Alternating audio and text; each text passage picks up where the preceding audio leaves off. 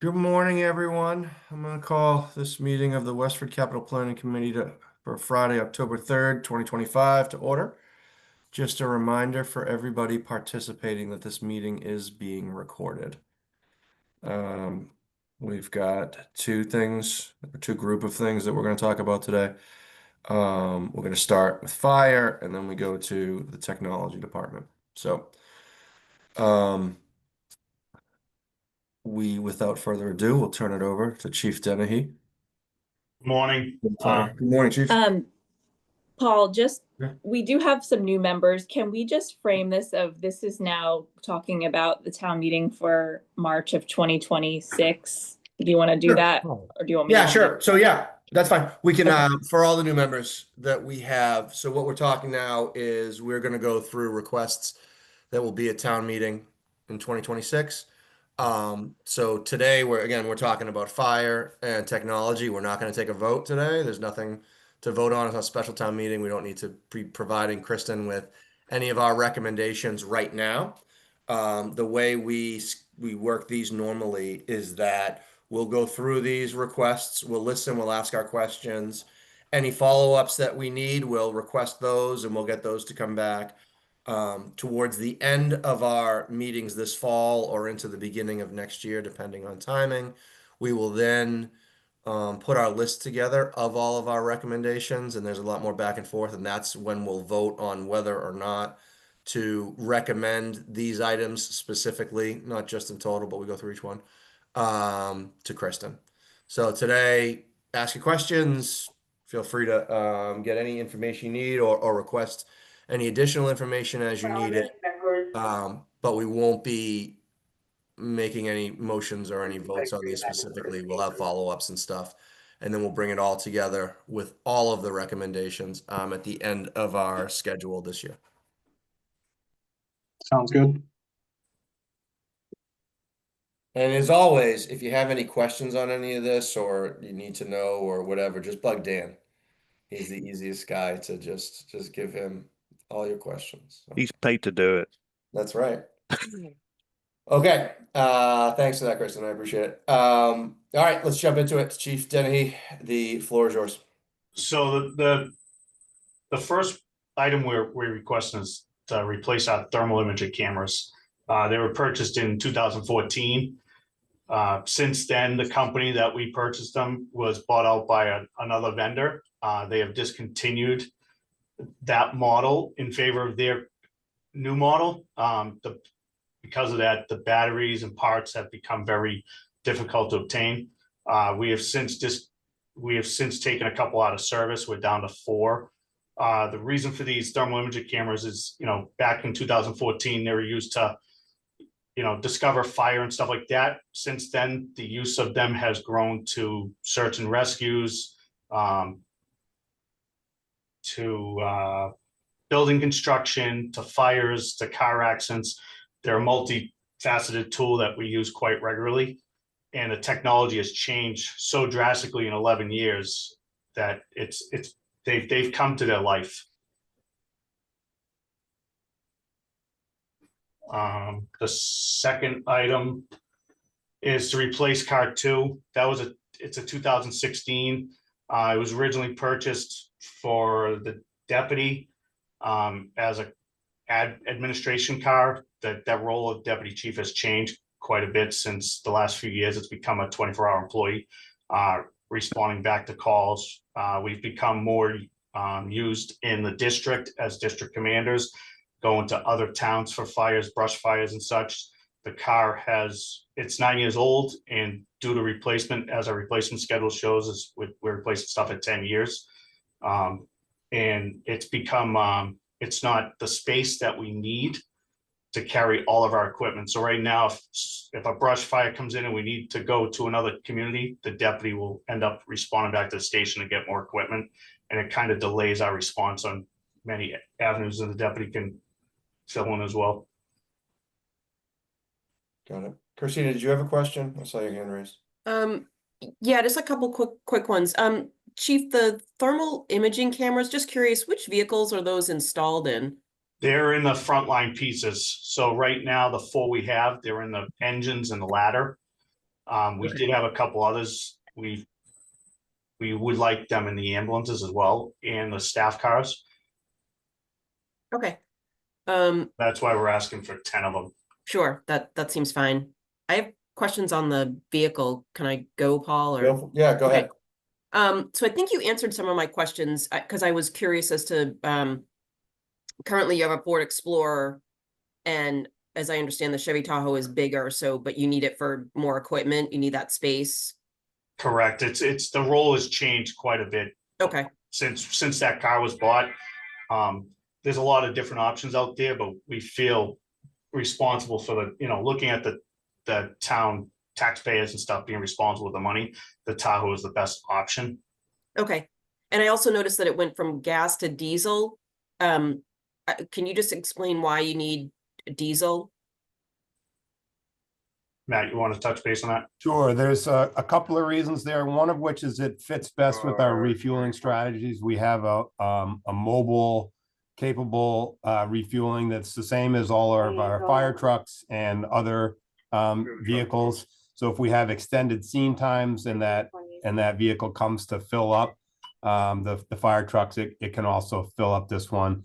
The other, and I feel that it's the more important one, is the mileage. So unloaded, the vehicle gets approximately 8 miles a gallon better than a gas version of it. But the fact is that we don't drive around unloaded. We drive around loaded with about 1,000 pounds worth of gear and our breathing apparatus and the brush gear and the fire gear and everything else that we carry. So that gap grows even wider. So really those two are the main focus on why it's switched to diesel. Do you know what the miles per gallon is? Just curious. Sure. So the standard gas Tahoe is somewhere between the 17 to 19 range, and this one would be closer to the 26 to 27 range. Okay. Another thing I want to add about the equipment, one of the things that the deputy cannot carry is an air pack. The fire service has gone towards a clean cab situation, so the only way for him to carry an air pack would be on the back seat of the car. Right now, he doesn't carry an air pack because the cabinet in the back and stuff just doesn't support the equipment. Okay. So that's a critical thing that he needs to have in his car as well. Sure. And the towing capability, what's that for? Towing capabilities, we have trailers, we have boats, we have all sorts of things. And sometimes the scene develops where you need more equipment. So it might be the role of one of us to grab it on our way to the scene. Okay, and I think just one or two more. So I think your previous vehicles could not tow, but like last year's plow truck also can tow this one. So are you moving to having your vehicles all be able to tow things so that you can, or what? The industry has kind of become Swiss Army knives. We kind of need to be able to adapt to multiple situations. So setting up our vehicles, forward thinking, setting up our vehicles to do as many things as we need them to do as possible just seems like the right idea. Sure. Okay. And just one final question. Why didn't the Energy Committee take a look at this? We just didn't send it to him yet. We can definitely do that. Okay. There may not be anything out there that fits your needs, but it would be good to just sort of loop them in so that they can sort of watch for stuff, because things are changing all the time. Yep. Absolutely. I I did can a do little that. bit of research to try to find something. Energy, I assume by energy you mean electric. Well, not necessarily electric, but hybrid or something. That may not work with your refueling, but I didn't find anything in this category that I felt would be fiscally responsible. Okay. The closest thing I found was an electric Cadillac Escalade at the tune of $147,000. So no thanks. yeah, Okay. No, exactly. Gotcha. Christina, I can add, because I know one concern the CASC has is applicability to a proposed policy for zero emissions first. Public safety is exempt from that, so this Sure. vehicle wouldn't preclude us pursuing the climate leaders or anything like that. Yeah. Okay. Good to know. Thank you. Thanks, Christina. Guys, anything else on these two fire requests? I'm good. I'm not seeing any hands, so. Okay, Chief, Deputy Chief, we really appreciate you guys joining this morning and walking us through. Thank you. Thank you for giving us the time. Always. Have a great day, guys. You too. All right. We're gonna move on to our 55-minute review, and we've got an extra 5, so I'm gonna make it an hour that you guys get to absolutely grill our friend Mike I'm on sorry, I the think technology department requests. I think Mike, the connection might be failing here a minute. yeah, I hope you got a comfy chair, buddy. Okay, so let's start off with what's not on the list. We have several items that repeat almost every year, but you'll notice this year we don't have an item for server infrastructure. And that's largely because we have over the last year migrated a lot of our heavy hitting applications like email and file serving off to the cloud. So we believe we can live with the infrastructure we have for a couple of years now before we need to start thinking about aging some of it out. We do have a little bit of money left still from the previous year's capital request for the servers, which if we need to do additional memory or something in some of the machines, we can take care of that. But I think we're good to live within that for a while. Someone have a question? I thought. Yeah, me. Oh, okay. I'm sorry. Any of those, one of the things I'm noticing, and I'm jumping ahead, are all the servers that we do have running stuff past Windows Server 2016?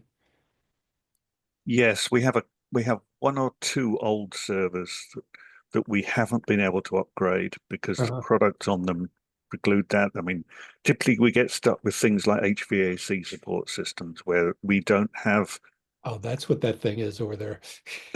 we don't have a the support contract we have for the product, which was bought when we bought these systems, doesn't include major version upgrades. So we need to go through a process to get those done. And we can't escape the version of OS that we have with the version of the application that they have.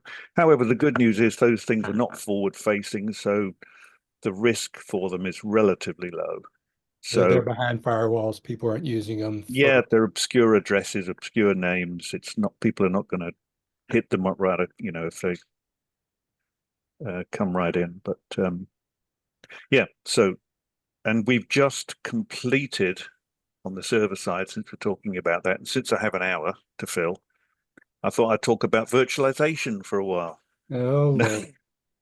Feel free to stop me anytime you like, Go Paul. ahead, Mike, go. No, so we were, up until a year or two ago, we were a VMware shop. Yeah. A thing called VMware, and they have just, a new company bought them, and that company's strategy is clearly to focus on data centers, not small operations. So our fees for that went from 13,000 to 30,000 to 75,000 over the course of 2 years. So this year we were able to cut the cord, save that 75,000. We've now using a thing called Proxmox, and we have a contract with a company to help us support Proxmox. But that was an enormous amount of work, particularly as Matt Rascal went and had a baby, so he was off for weeks, and right in the middle of the project. So we survived it, and it's done. Okay, so to move on to the things we have there, I'm looking at a slightly older agenda, so hopefully you all have a figure for the school computer plan of 380 something. We have 350, Mike. In that spreadsheet. Okay, the latest number I think was 380 something. Can you bring up that spreadsheet which shows the types of machines and the prices? Sure. So there essentially are two major components to this. There's the Chromebooks that we buy for the students in the 6th grade and the 9th grade every year. And those students keep those machines through their duration, their stay at that school. And then those Chromebooks age out, and we go into the pool that we distribute into the elementary schools. So we never buy new machines for the elementary schools. They only get inherited ones. But again, another bit of good news is that Google's support for Chromebooks, which originally started off in the order of 3 to 5 years, has now extended to 10 years. So the machines that we're buying now are from the day the model is certified, they guarantee that updates to Chrome OS will work on that machine for 10 years. And that's important to us, not only because it turns out those cheap little Chromebooks last that long, which was a surprise to us too, but MCAS and whatever the new testing platform's called, I can't remember what the name of it is now, they are quite fussy about relatively up-to-date versions of Chrome OS. So usually we end up having to abandon the Chromebooks when we can't upgrade them anymore to a version of Chrome OS that the products support. But that's eased significantly. It went to 7 years a few years ago, and now they're saying 10 years. So that's great news because we're basically buying more for our money. The Chromebooks are a little more expensive than they used to be. We were running at about $250 for a Chromebook. We're looking at more like $280 now. But we get some pretty good pricing because we buy in bulk.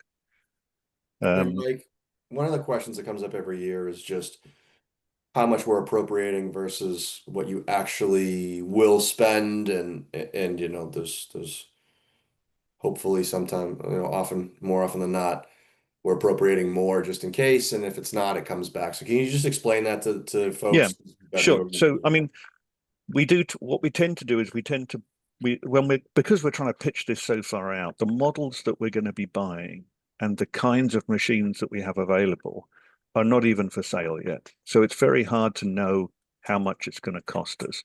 So our price of 280 there is based on the kinds of things you can buy right now for 280.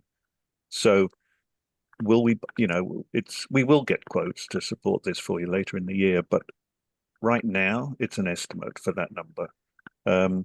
It's also, we are doing the quantities based on the number of students we have now and some margin for loaner machines, for machines that break down, and also for variable student numbers. You know, we get students joining the high school who never went through our middle schools, for example. So it's a bit hard to tell. And as you know, public schools, you have to take everyone who turns up with a registered address. So we always get students turning up on the first day that we weren't anticipating. So we have some variability there. On the laptop side, these are machines that the teachers are using, and we have a well-documented asset database which tells us how old these machines are, so we know how many we believe will be aging out come next summer. But if a teacher leaves who has a machine that's 5 years old, we may decide that it's not worth giving that 5 or 6 year old machine to a new incoming teacher. We may decide to give them a new one instead because it's going to be less work for us overall. So again, that number is subject to some change. So we tend to be a little pessimistic about our pricing. The unit cost is probably a little higher than reality, so that we have some margin to do changes. We also get stuck sometimes, although this should be happening less now with the longer Chromebook lives, where unexpectedly a vendor of one of the products they use in the schools changes the rules about what their product will run on, and we suddenly have to go out and buy an additional 20 or 30 Chromebooks. I think that happened a year or two ago with the English as a second language program, where they changed the rules on us, and the machines we were planning on using for that weren't in fact suitable in the end.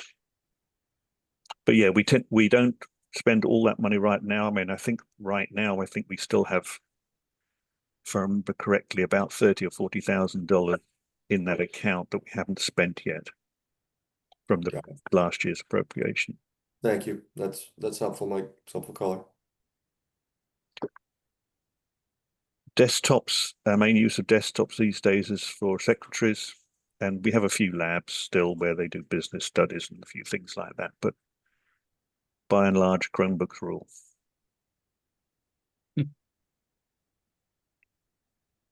Okay. Any questions? Okay.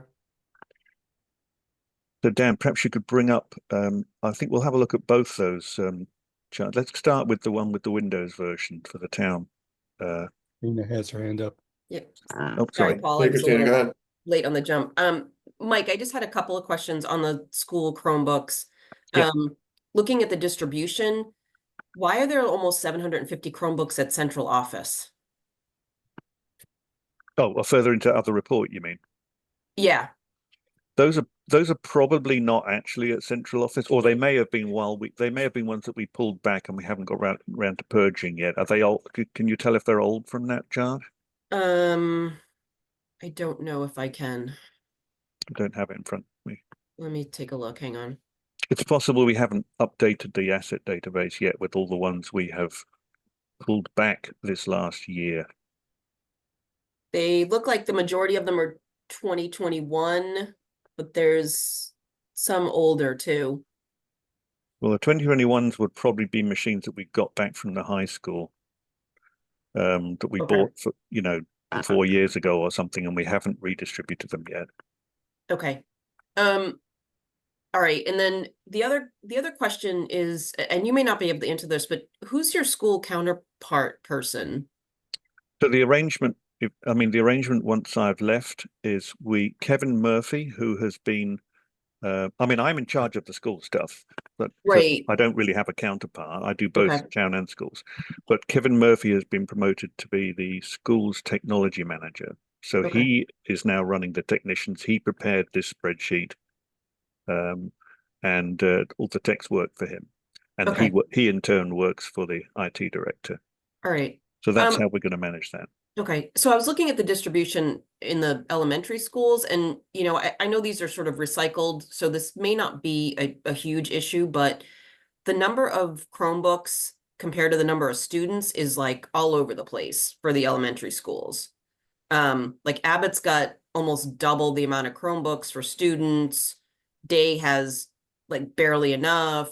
So I always struggle to keep this straight in my head, but there's a difference between our approach to the K2 and 3-5 schools, of course. yeah, We have more machines in the 3-5s. right, but not at all of them.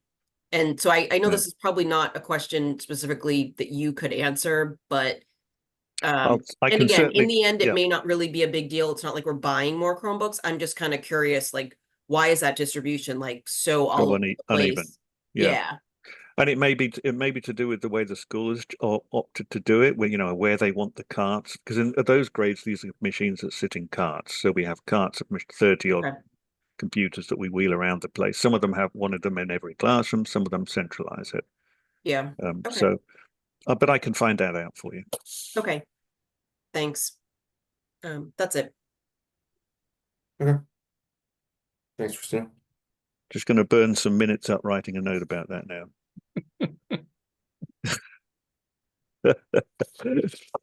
Okay, so the town computer renewal is a more straightforward. Here we're talking about just replacing the desktops and laptops, and our main issue right now. Can you bring up the chart with the versions of Windows? Sure. Yeah, Tom knows what we're talking about. Microsoft pulled the rug out from under us on Windows 10.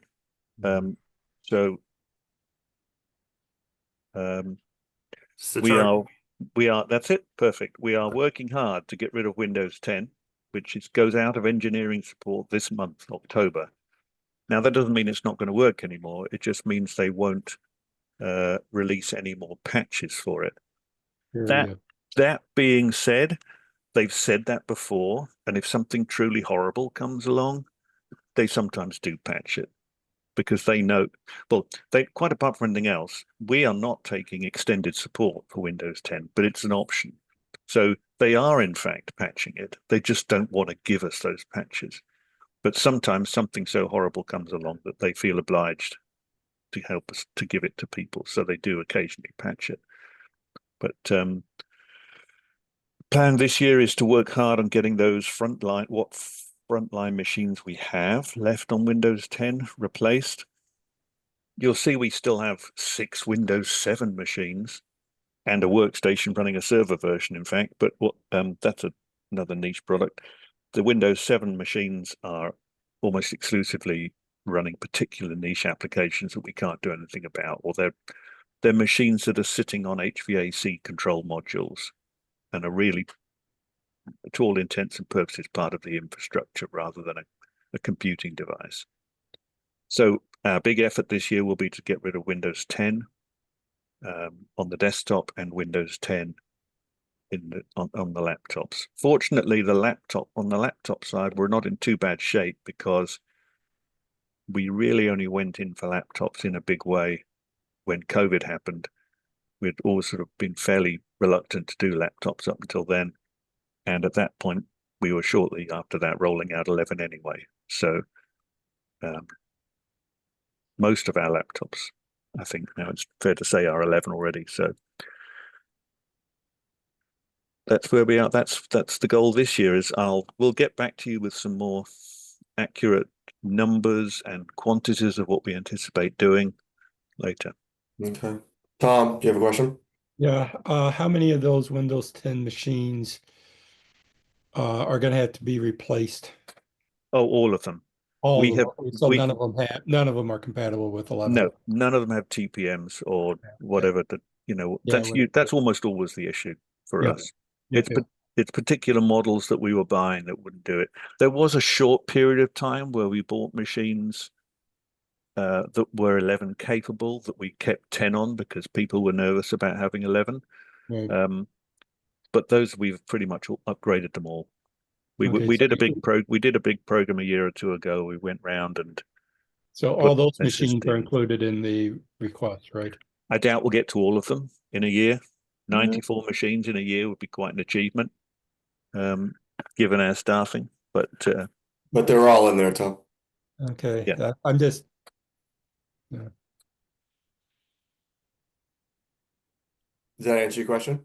That answers my question. Okay. any more questions about the town computer Christina? renewal? Christina, yes. I have Hey, a question. So Mike, there's still like 32K left from last year's appropriation. right. So how does that fit in with this current ask? We buy the machines as we go on these things. In fact, I think there may be capital still in there, but we just ordered a load more desktops and laptops. Okay, So I think most of that has probably been burned up. It just hasn't found its way through into sure. Dan's out of date reporting there. Dan. Usually Okay, my fault. yeah, thank you. It's like that every year, Christina. We always have something from last year that will roll through until it gets approved at town meeting next year too. So, but it's a good question. We talked a lot about it last year. Yeah. And we can talk about it again this year, but just, that is normally our approach is to appropriate enough so that it gets Mike through a longer period, right? Yeah, because Yes. even assuming that the 50K gets approved or whatever it ends up at, even if it gets approved in March, we really aren't going to be spending that until April or May. So we're 6 to 9 months away from getting those other machines. So it would be rash of us to spend all that down. Mike's always, and now we'll be on Kevin, I guess, to do it, but Mike's always done a great job of just spending as needed, right? And it comes back, and we always kind of, and the amount is usually spot on, but just for everybody who wasn't here last year, and just so you understand, like when we appropriate it, if he doesn't need it, it's not like a budget, annual budget where they feel like they need to go spend it. It's not one of those. It's, we think this is what's needed, and if it's not, it comes back. So. Yep. So the next two items on the agenda I have are the network upgrades and the replacement Wi-Fi. So Dan, could you bring up that chart of the age profile for the network equipment? So when this network was originally built out, a lot of the school's equipment was, in fact, almost all our switching equipment is reconditioned secondhand equipment. We rarely buy new Cisco switches. You get better value for money. We don't need the high performance capability for most of it. So we do tend to buy older equipment, although we count its age from when we buy it, not from when it's made. So you can see that we have a lot of old access points and a lot of old that category network devices basically means switches. So we have a lot of old equipment that we need to plow through. Now we've been contemplating switching our Wi-Fi systems from the system that was already in place when I started here, which is made by a company called BlueSocket, now part of something else. I can't remember the name of the company that bought them, but it's a fairly minor, obscure platform. It's not a mainstream platform. We have one of the biggest configurations, I think, that they have out there. So we want to get back onto the mainstream with that. We've been testing the Cisco system that we put into the gymnasium for the town hall coverage. That's a very high density system. That worked well in the town meetings that we had since we put that in. So the goal of this project is to replace the 230,000 is to replace the Wi-Fi infrastructure in the middle and high schools with Cisco infrastructure. Hence the large price tag. It's a lot of equipment. I mean, there are hundreds of those units in those schools. So we will replace all the busiest ones with the Cisco equipment. That'll free up a lot of the other platform to go again back to the elementary schools where we don't have the issues of roaming to deal with, or the density of devices to deal with that we do in the middle and high schools. Roaming is where somebody takes a machine that's connected to the network and moves it through the building while it's connected, and it has to be handed off from one base station to another. It's a little counterintuitive, but the way you get high density coverage, lots of devices in a small area, is you turn down the signal strength on the transmitters, on the access points, so that their pool of machines they can talk to is smaller. Otherwise, they just get flooded. But that means as kids move around the schools, as teachers move around the schools, you have to do a lot more roaming, a lot more handing off from one device to another.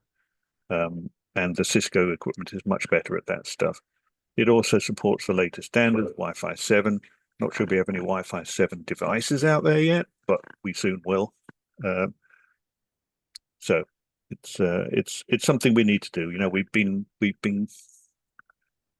working with this other product. It's been okay, but it's been problematic for us. It's a couple of times we've had things we couldn't do, or we've gone to a new version and it's had a horrible bug in it that's caused a problem for us. And we just won't get those things once we're on a mainstream platform. So that's the Wi-Fi replacement project. The network upgrades, this is something we put in every other year, every third year, something like that. It's really a question of we need to be able to swap out switching stacks as we manage the network and as we improve it.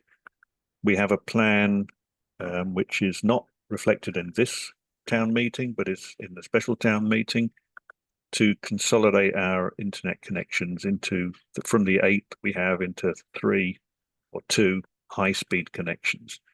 That's going to mean more traffic being moved from building to building. So we're probably going to need to update some of the core switching for that. We want to upgrade more of our links from gigabit to 10 gigabit. That's all over our own private fiber, but that means new switching and new capabilities for those switches. Also, Cisco have changed the way they license their products, and we have to pay for support, so that now it's definitely to our advantage to have fewer, faster, more capable switches than it is to have lots of older switches. So, and again, that is a very much an example of the thing that Paul was talking about, where we draw that down as we need it. You know, those projects come along, we might say, okay, we're going to do the Blanchard School, and we're going to need 5 high capacity switches for that, and a 10 gig capable fiber switch to put it on the network, and we'll do that school. So it's a bit hard to tell, because sometimes we do those things when external events happen that means we have to do some work there anyway. And that's the point at which we do it. Like we may have to roll out more Wi-Fi. Wi-Fi means power over Ethernet. We may not have enough capacity for PoE in the older switches. So we have to upgrade the switches to PoE plus. Well, we might as well upgrade the whole stack at that point. So we just need money available to us to draw down when we do those things. We also may end up having, we're currently undergoing a CGIS review at the police department. CGIS is the Criminal Justice Information Systems. We have a portal into that system from our network, and they are, not surprisingly, very cranky about what we connect to that and who's allowed to get to it and so on. And we have so far got away with not segmenting our network to keep that separate from other things. But that clearly is something that they're going to make us do at some point. So we're going to need another we're going to have to cut that network in half somehow. And well, we know how to do it, but we've done it for utilities. But that's another expense we'll have to deal with. And rather than come back and deal with that as a separate one-off thing when we need to do it, it's useful for us to have money available that we can spend on those projects.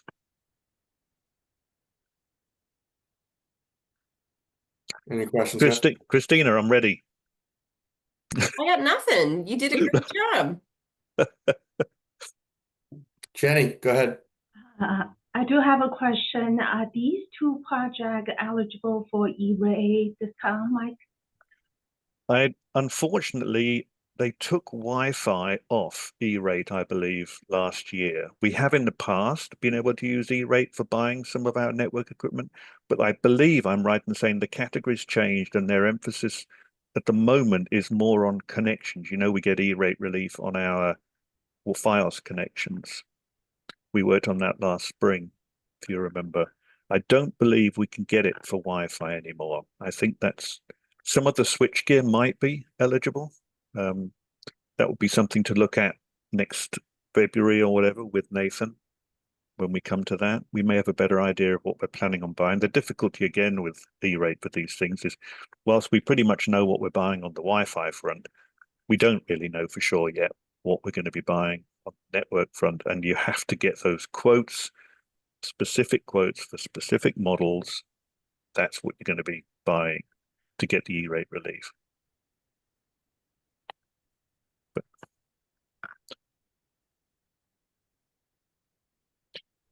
we still actually, I mean, even if they are E-rate eligible, we still have to pay for it. And then the E-rate money comes back, and I think that, Dan, that's how you got your boat, isn't it? Possibly, no. It just goes, it closes out to the general fund once it comes in. That's all. Right. So we don't get any relief for it directly in the capital account. So we would still need to take the gross cost into the capital account, unless we work with a vendor who does that discounting directly. I think there are some vendors that do that.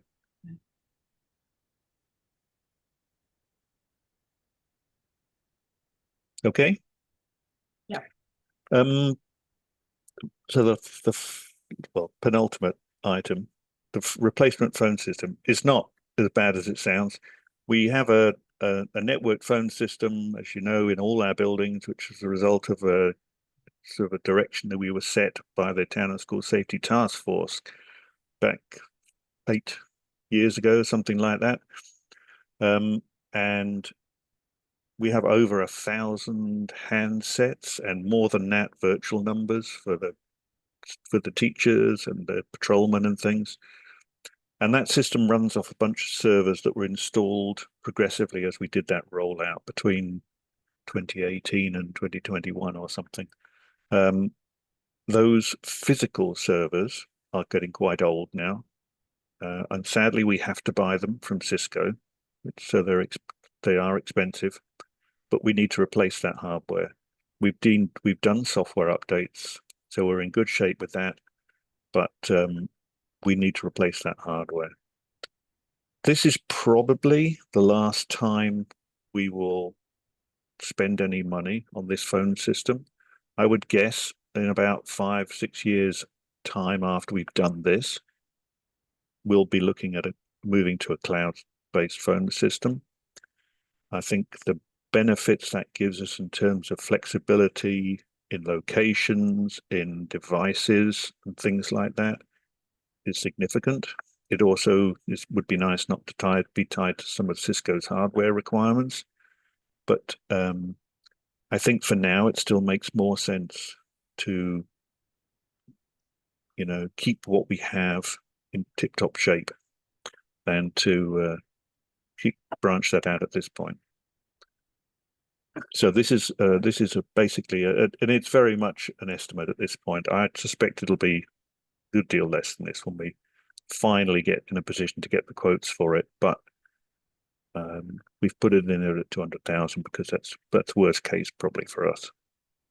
I should say, we have two separate installations of this equipment. We have a set of servers in a virtual environment in WA, and we have a similar set in our tech center. And they are redundant in the sense that they will fail over to each other, and that you never know for sure which one you're talking to, except for the voicemail. The voicemail is dedicated. There's a voicemail server for the schools and a voicemail server for the town. We have to have two because you can't have two different domains for your email addresses for your messaging from the Cisco system, which is a horrible weakness in my opinion, but there it is. So in other words, if you want your voicemail delivered to mwells@westfordma.gov, but Chris wants his voicemails delivered to cq@westfordk12.us, you have to have two servers. So that's part of the reason we have two. But we have two of everything so that we have resilience. A single server going offline or a single building going offline doesn't take down all the phone systems.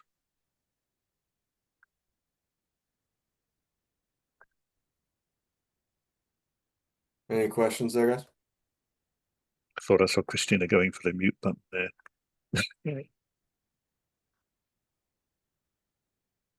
All right. Okay. Kristen, do you want to talk about permitting, or do you want me to talk about permitting? I will talk about it because I'm sure Okay. everyone is wondering why there's no dollar amount there. So as some of you may be aware, the town of Westford has a homegrown permitting system that was developed many years ago that is primarily used just for the building department. We have been exploring other options to bring on a vendor to expand online permitting to all town departments. So to think of a marriage license or a common victual license or a plan review at the fire department or a Board of Health food inspection permit. And again, there's no dollar amount at this point in time because we are in the initial phases of exploration. Our team of department heads is well aware of this and on board. We didn't want to plug anything else in until Nathan, our new IT director, came on board as well, because there is a capital ask, because there is an initial setup fee, startup fee, and then there would be an annual subscription fee. There are several vendors in the marketplace that do this type of work throughout municipalities in the US. OpenGov is one of the larger in the market. I used in a previous position. I know Tom LaFlamme is familiar with some of these vendors as well. So really wanted to just introduce this to the capital planning committee today. We'll likely be back in not next meeting, but subsequent meeting to that with more information and hopefully a more detailed cost estimate.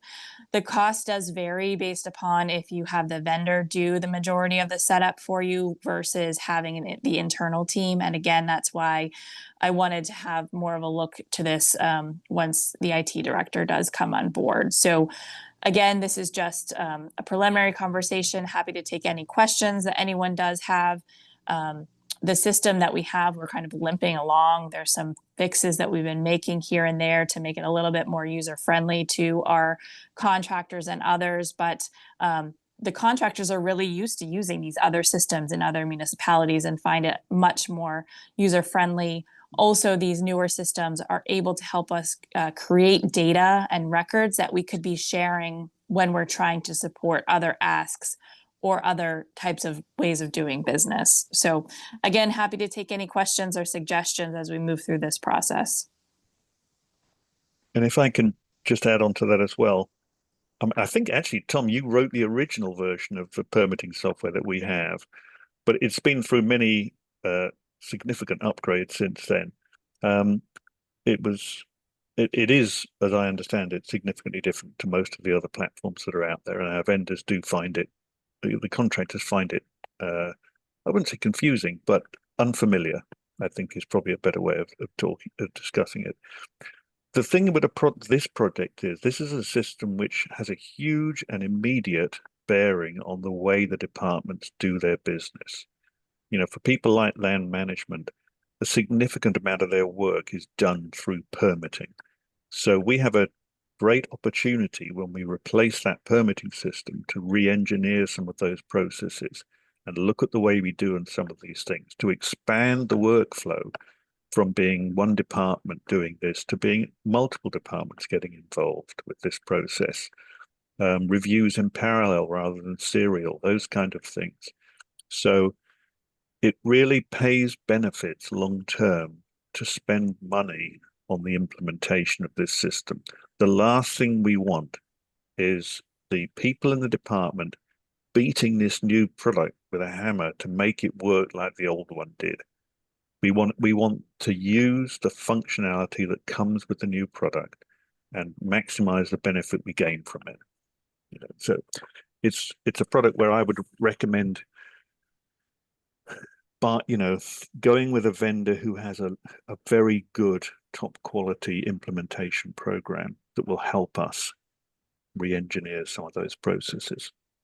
Yeah, and I know Jamie has her hand up. Paul, I just want to lead with one other thing that I missed. And Mike, thank you for helping us with the process that, all of the departments would be able to see everything in this and would definitely speed up review and approvals. I will also be coming to Capitol later in a subsequent meeting for a digitization effort to digitize our papers. These papers will also be able, and permitting documents would also be able to be uploaded into this permitting software, talk to our GIS. We'd have better access throughout our systems. We'd also be opening up some areas where we just are storing a huge amount of paper. As we've seen through going through our facilities assessment, we can't have that at this point in time. We need to use every square inch of our buildings for customer service or back-end systems for our employees. So we really think that these two projects will work well together. Great.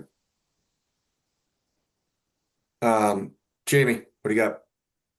I'm just going to echo what they're saying here. I'm an end user of the permitting system. I work for contractors, so Westford is so far outdated as far as being able to pull permits and communicate with different people and find out where your permit is at as far as that goes. So this would be a very welcomed change to the businesses that do that kind of work, I'm sure, too.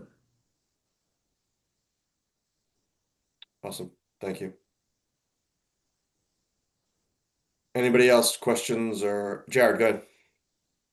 Yeah, sure. I was just going to ask a quick one. So I guess when we're thinking about, the implementation plan for a system like this, one thing that I've seen in my realm of industry is more just planning for if there is additional. Usually we have kind of like a focused team, and sometimes we even had to bring in outside consultants to come and support that as well. So it's just kind of thinking about how many people are actually needed to, have a successful implementation plan. That's all I'd say. Yeah, I'd agree. I think, having someone who's familiar with the products that are out there in the marketplace, but that is not beholden to one company or the other, is a real asset. And even employees who have moved from town to town, their experiences with those products probably reflect the way the product was at the point it was being used there, and whether or not they made a decent job of implementing it. So I'd absolutely endorse that idea of a third party if we can find a suitable one. Tom? Yeah, so I just want to echo. So like Chris said, there are many products out there on the market. It depends on what bells and whistles you want. There are some that are more widespread in the Commonwealth, especially. one of which I know does one username that goes across all communities, so that's important. I will say that I am very surprised that the permitting system has limped along for this long. I believe the initial version was probably about 15 years ago. So it's been, and at the time it was probably better than most that was out there, but limited resources don't allow for continued development. So this is definitely something that needs to be done, whether it's now or in 5 years, whatever.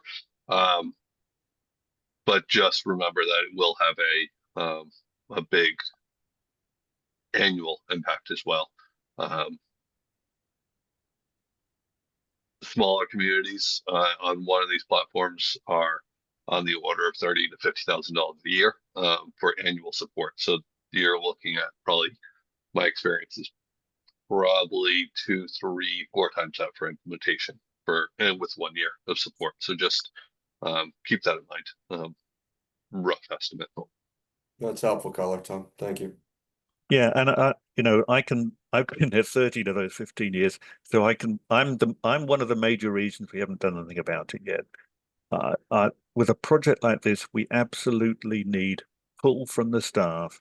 We want the staff wanting this to work, this process. And I always felt there were people who were dug in and were comfortable with what they had, and there wasn't enough focus on re-engineering the processes to make it worth doing. The last thing we want to do is spend a lot of money on a new system and a lot of time on a new system and just have it put together in such a way that it tries to reproduce the system we have now.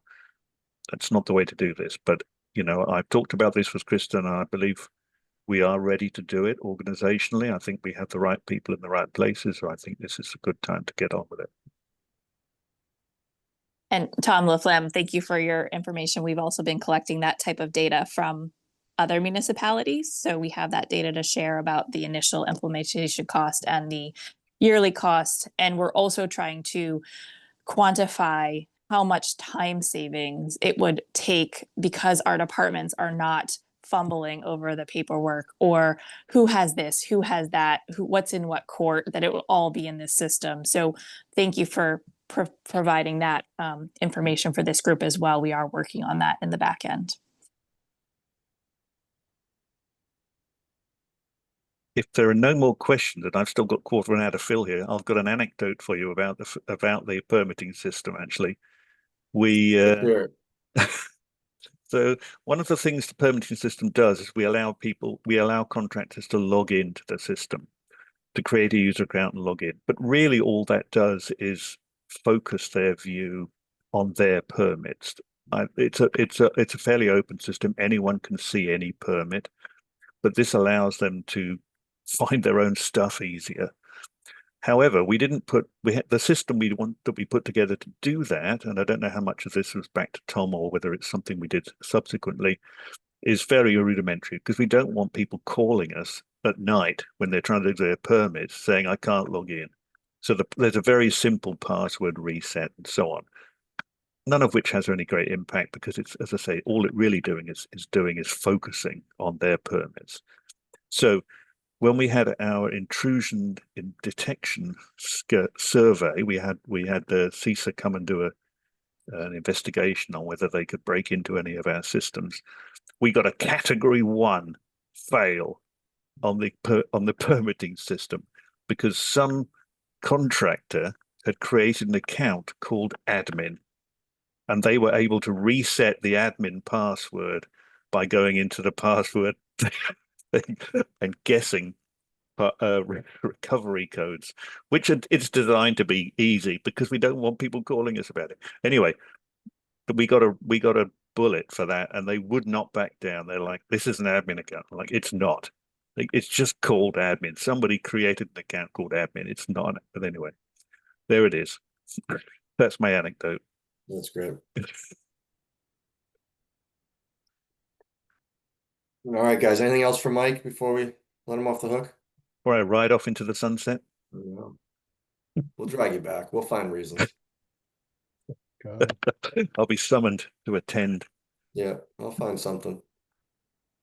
Okay, All thank right. you. Well, That's well, thank you, everybody. It's been great. great working with you all. So. We appreciate it, Mike. Thank you very much. All right, Dan, you want to keep moving? We have review of current capital. Anything that you want to go over, Dan, right now? Yeah, I'll just explain the what this is to the new members here. Sure. So basically, once a year, we do an update on all of our capital projects where we're at here. I do ask the department heads to give some an update on the project status. So we started this process on September 24th, which is when all this information is from. And how this is organized is basically it's color coded up here for ease of use here. But all the projects that start out here, they're all basically free cash, raise and appropriate projects here that are not bonded. So we have a whole slew of things going on at this point that are general fund expenses. So that's a snapshot in time of where we're at. And then moving on, we have all sorts of different funds here too. So I'm sure most people aren't that familiar with the UMIS chart of accounts, but it's Fund 240. These are some capital community preservation accounts here. 250 is federal grants. And then we get into our capital projects, anything in the 300s, which I know this looks confusing here, but I'll address that in 1 minute. These are all the borrowed projects we have going on. So 310, 320, 330, 350, 360, and so on. And then we get into the enterprise accounts down below where the 600 projects are all of our water enterprise, 640 is our ambulance, and 650 is our stormwater. So again, this is just a snapshot in time. We give you information like where the year appropriations, you can look back and actually look at the language on the appropriation if you want, the original appropriation, and basically the starting balance for the year, and revised budget, what we spent so far this year, and all of that. So, Tom, I'll hand it over to you. Yeah, just quick clarifier and question, I guess, is there's a couple in here that I'm seeing at quick glance that are completed with a balance remaining. What is our process for recovering those to close those out on the books? Sure. So the process each year, let's find an example. Project completed. Here's one right here for, say, Blanchard signage. So if the project's complete at year end, the department heads usually put together a carry forward letter with the town accountant. And if those funds are no longer needed, they don't put that on the carry forward letter. So this money would close out to free cash at the end of the year if that's the case. That's available for other projects moving forward. All right, so here's the main sheet, and basically this can be a tool as we go throughout the budget process. If anybody has questions on a specific project here, when the department heads are in, we can always ask them at that point. You can email me and we can get a question answered ahead of time, or you can just ask me. That's fine. I might know the answer, but all right, that's the first analysis we have for today, and then we wanted to come up with a new tracking system for the capital projects because the Munis version is a bit confusing. You can't really readily tell what's been expended for projects that are ongoing because they're not permanently borrowed yet. So the available balance looks a bit funny. So Jesse actually created this spreadsheet here, which I'm going to just put in a better mode here. I'm just going to explain this one too, because I'm sure people would have questions on it. So on the left-hand side, these are all of the basically the Fund 310, they're town projects that have been completed. So we have the bond authorization up here, any bonded amounts or payments or premiums or anything like that that funded the project.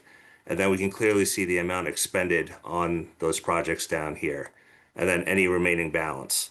So unlike a regular capital project that was approved through free cash, these cannot be closed out to free cash at the end of the year. They have to be approved for a transfer to another project for a like project.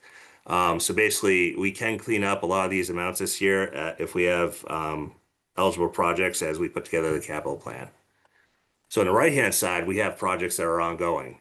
Again, we have the authorized amount up here, any pay downs here, and then expenses to date. We thought this was a much clearer way to present the information.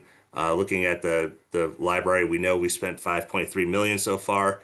It's not so easy to tell in another spreadsheet what we actually spent because it goes over multiple years, and we haven't permanently borrowed that $23 million debt exclusion yet. We're temporary borrowing. So this is a great guide for letting us know where we stand on these projects. So again, below here we have our school projects that are completed. So we have a little bit of money left in the WA amenities building, which is community preservation funds. Then we have some ongoing ones here with like the Blanchard roof, the rooftop units, and the Robinson feasibility study, which is just underway. We do have one expense in there, which is just a legal advertising fee, and so on. So yeah, if anybody has any questions on any of these projects, happy to go through them. But that's basically how those spreadsheets work.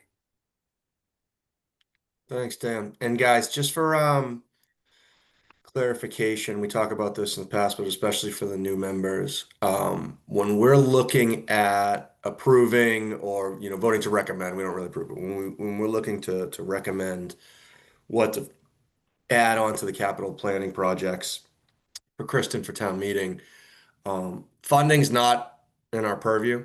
We don't determine where the funding comes from or how we're going to fund these projects. Our charge is really just to recommend whether or not we feel that these projects should be supported by the town. Dan and Kristen they have the fun job of figuring out where all the money's going to come from for all of it.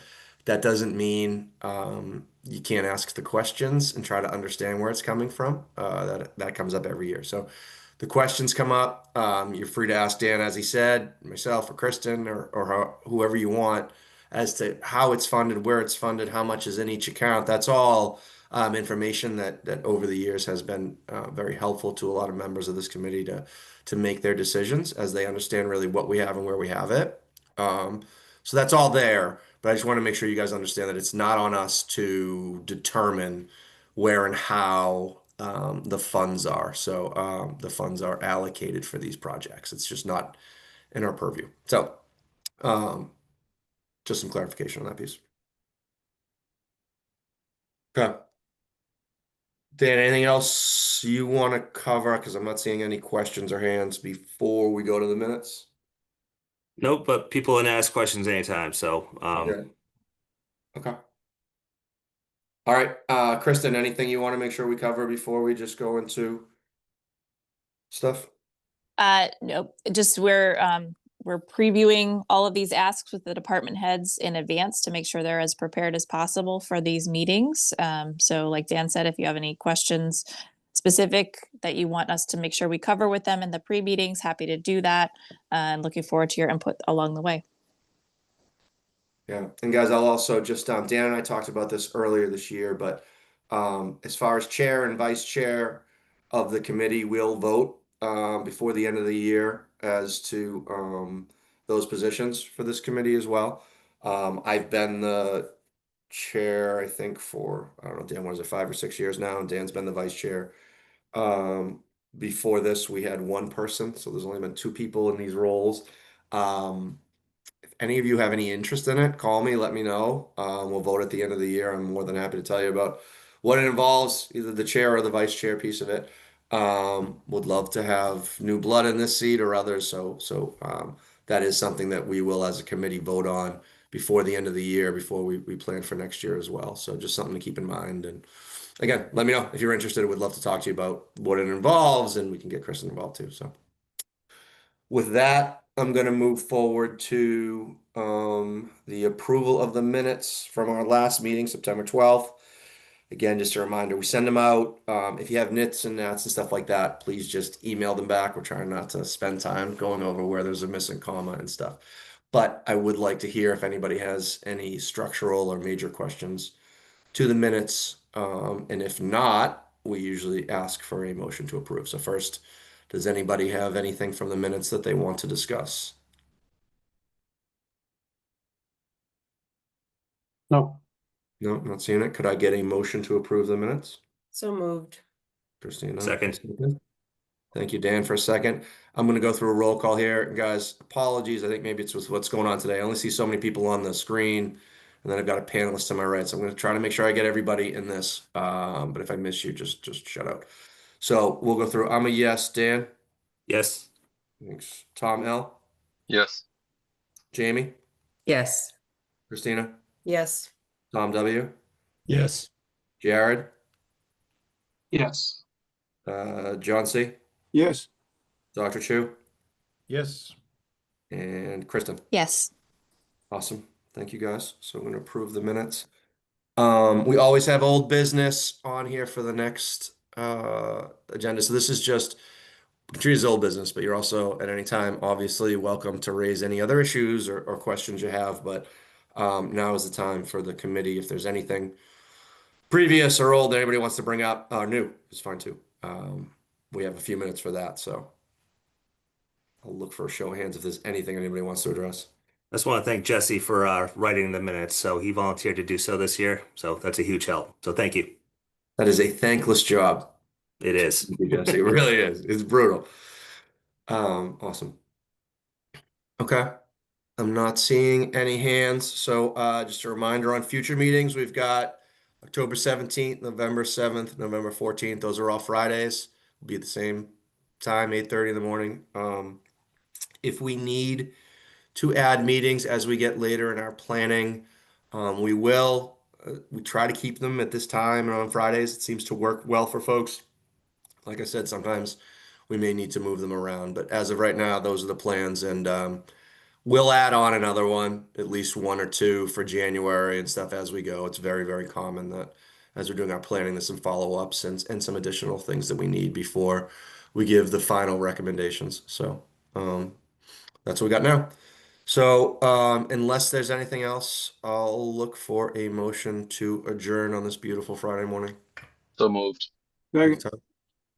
Tom, second. All right. And I'll just go around again. I'm a yes, Dan. Yes. Tom L. Yes. Jamie. I can't hear you, Jamie, but that's okay. Yes. Thank you, buddy. Christina. Yes. Tom W. Yes. Jared. Yes. John C. Yes. Dr. Chu. Yes. Kristen. Yes. All right. Thank you guys very much. Have a great weekend. Bye, everyone. Talk Thanks, again in a everyone. couple weeks. Bye, Bye, guys. everyone.